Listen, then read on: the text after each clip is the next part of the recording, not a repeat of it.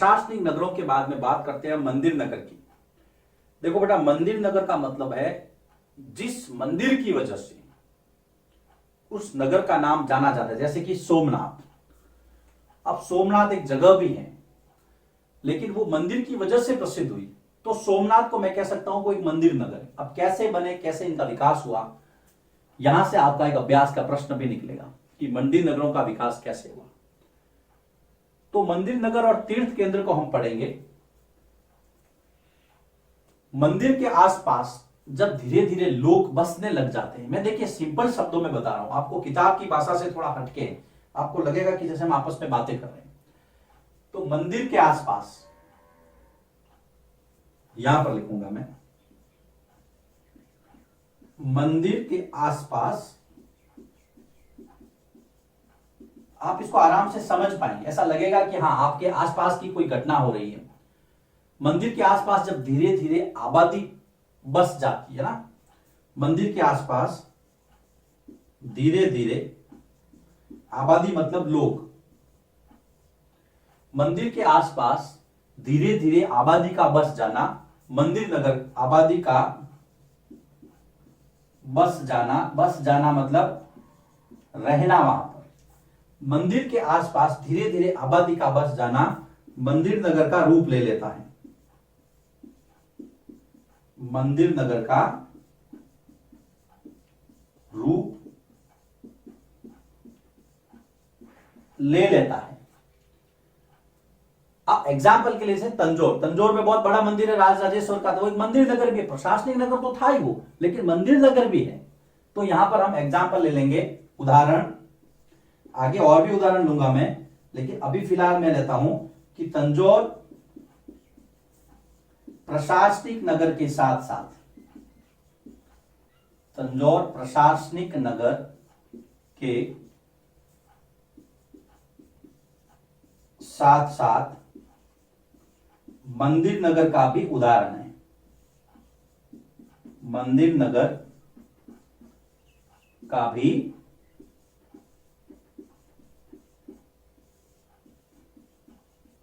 उदाहरण है। आपके आसपास में भी कोई बड़ा मंदिर होगा, मंदिर नगर है ना। प्रशासनिक नगर के साथ साथ मंदिर नगर। अब मंदिर नगर का निर्माण कैसे हुआ कि जब मंदिर के आसपास धीरे धीरे लोग बसते जाते हैं, आबादी बस जाती है, तो मंदिर नगर रूप में आ जाता है, परिवर्तित हो जाता है नगर, वो मंदिर नगर के रूप में। अब मंदिर जो है, मंदिर क्यों महत्वपूर्ण, देखिए मंदिर इसलिए महत्वपूर्ण थे कि लोग सामाजिक रूप से एक साथ जुड़ते हैं। मेरे गांव में बालाजी का मंदिर है, रोज लोग सुबह 8 बजे 7 बजे सुबह, जहां पर जैसे ही उनका नहाना धोना हो जाता है, उसके बाद वो मंदिर में जाते हैं। मंदिर में जाकर के भगवान की आराधना करते हैं। उस माहौल में काफी लोग वहां पर मिलते हैं, कुछ बातें होती है, भाव भक्ति की बातें होती है, अच्छा लगता है, एक सामाजिकता समरसता का माहौल बनता है ना। तो मंदिर क्या, देखिए मंदिरों को हम इस तरह से लिख सकते हैं कि मंदिर तत्व, ये मध्य युगीन की बात कर रहा हूं मैं, आज की नहीं। तो मंदिर जो है बेटा सामाजिक रूप से तो महत्वपूर्ण थे ही,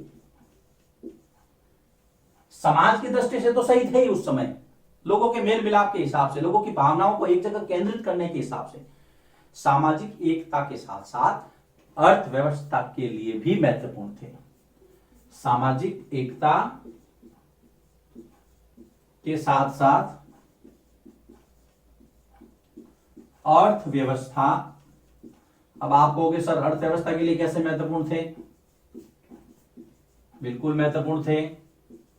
आगे 3 बिंदुओं में मैं आपको समझाऊंगा, जब हम आपके इस प्रश्न का जवाब भी देंगे कि मंदिर नगरों का विकास कैसे हुआ। मंदिर में लोग जाते हैं, चढ़ावा चढ़ाते हैं, पैसा आता है, वो मंदिर के निर्माण में खर्च होता है, पुजारियों को मिलता है। मंदिर के आसपास काफी लोग इकट्ठे हो जाते हैं, कोई माला बेचता है, कोई फूल बेचता है, कोई होटल चलाता है, खाने पीने का सामान रखता है, कोई दुकान लगाता है, कोई सफाई वाला होता है। तो इतने सारे लोगों की जो आजीविका है उस मंदिर पे निर्भर हो जाती है कि अगर वो मंदिर वहां से हट जाए तो सारे के सारे धंधे, उनके जो रोजगार है वो खत्म होने की नौबत में आ जाएंगे। तो अर्थव्यवस्था के लिए तो महत्वपूर्ण हुआ ही ना। तो यहां पर देखिए मंदिर नगरों का विकास कैसे हुआ उसका मैं जवाब दे रहा हूं, 3 बिंदुओं में मैं इसको समेटूंगा। समय के साथ मंदिर के निकट, मंदिर के पास में कौन रहे? पहला, समय के साथ मंदिर के निकट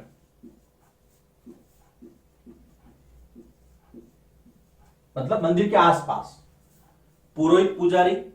देखिए, जो पुरोहित पूजा करने वाले थे, पुजारी थे, वो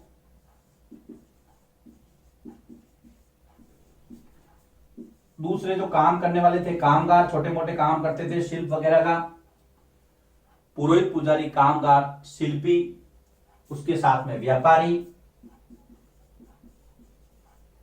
शिल्पी, व्यापारी, मालाकार, माला बनाने वाले, बावर्ची, खाना बनाने वाला। लोग आते हैं, ठहरते हैं, तो खाना भी तो खाना पड़ता है कि नहीं पड़ता है? मालाकार, बावर्ची आदि बसते गए। ये लोग यहां पर रहने लगे। अब हुआ क्या, जो लोग दर्शन करने आते थे उनको कुछ चीजें चाहिए होती थी। आवश्यकता किसकी? दर्शनार्थियों की, जो दर्शन करने आए हैं, जो भगवान के प्रति अपनी भक्ति को प्रदर्शित करने आए वहां पर, दर्शनार्थियों की आवश्यकताओं की पूर्ति। देखिए, इंपॉर्टेंट बता रहा हूं, दर्शनार्थियों, जो दर्शन करने आए हैं बेटा, दर्शनार्थियों की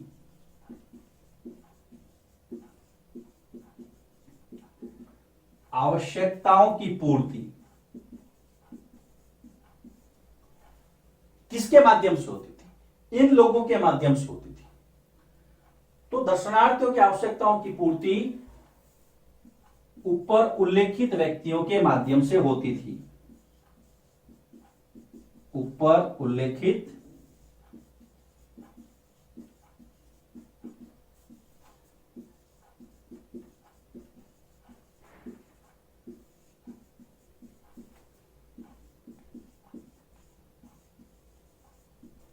अब आगे बढ़ते हैं।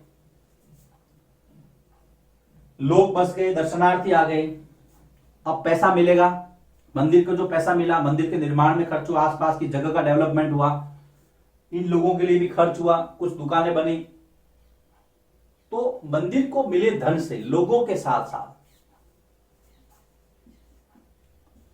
मंदिर को जो पैसा मिला, मंदिर को मिले धन से, जो मंदिर को पैसा मिला, मंदिर को मिले धन से इन लोगों के साथ साथ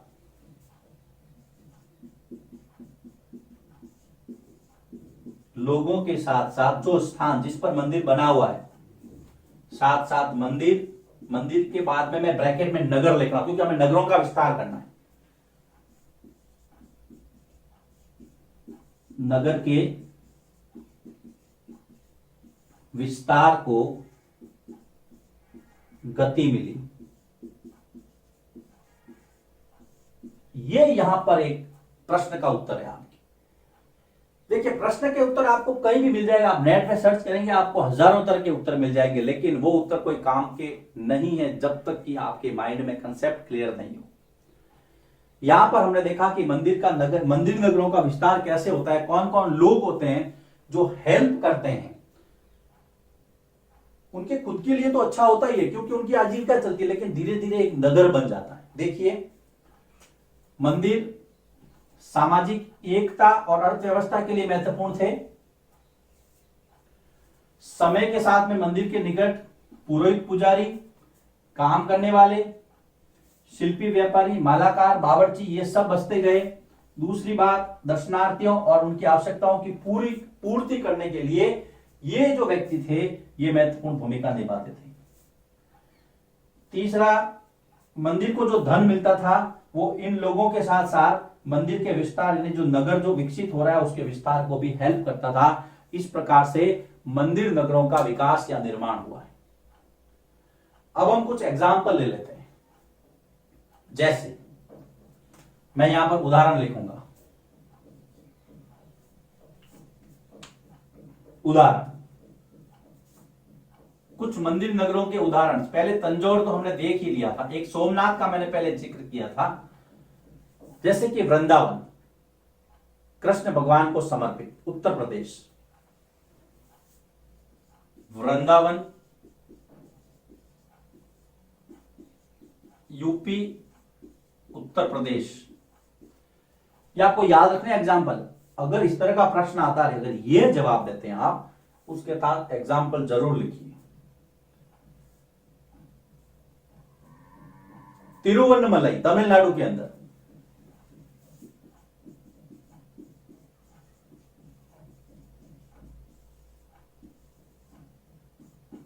तिरुवन्नमलई, तमिलनाडु। पुष्कर, राजस्थान, अजमेर। क्या है यहां पर? ब्रह्मा जी का बहुत प्राचीन मंदिर है, ब्रह्मा जी का मंदिर। फिर आपके अजमेर, अजमेर में सूफी संत, सूफी संत ख्वाजा मोइनुद्दीन चिश्ती की दरगाह, याद रखना, ख्वाजा मोइनुद्दीन चिश्ती की दरगाह। ये ख्वाजा मोइनुद्दीन चिश्ती लुटेरे मोहम्मद गोरी के साथ भारत आए थे और फिर यहीं बस गए थे, और यहां पर लोगों ने इनकी परंपरा को माना और आसपास में लोग बसते गए। आप अजमेर देखते, आज बहुत बड़ा एक सूफी संत या इस्लामिक केंद्र हो गया। इस्लामिक केंद्र का मतलब इस्लाम को मानने वाले लोग वहां पर आते हैं। और उसके बाद में सूफी संतों की विशेषता होती है कि वो सभी धर्मों का आदर करते थे, इसलिए आज अजमेर में सभी धर्मों के लोग जाते हैं। पुष्कर, पुष्कर में ब्रह्मा जी का प्राचीन मंदिर है और इसी वजह से पुष्कर के आसपास जो है लोग बसते गए। पुष्कर भी मंदिर नगर का उदाहरण है। देखो बेटा, आपको एग्जाम्पल में मैंने वृंदावन, तिरुवन्नमलई, पुष्कर और अजमेर ख्वाजा साहब की दरगाह, ख्वाजा मोइनुद्दीन चिश्ती की, ये सारे आपको एग्जाम्पल ध्यान में रखने। तो ये इस चैप्टर का अगला टॉपिक था मंदिर नगर और तीर्थ केंद्र। इसमें हमने देखा मंदिर नगर बनते कैसे हैं। अगर आप चाहें तो इन तीनों के साथ में इसको भी ले सकते हैं, ये बेस्ट रहेगा। मतलब 4 बिंदु बन गए आपके, 1 2 3। इसको फिर दूसरा बनाना, दूसरा, तीसरा, चौथा और ये पहला, ये आपने भूमिका दे दी। फिर इसके एग्जाम्पल, एग्जाम्पल याद रखें, लिखिए इसको, उसके बाद में हम इस चैप्टर को आगे बढ़ाते हैं।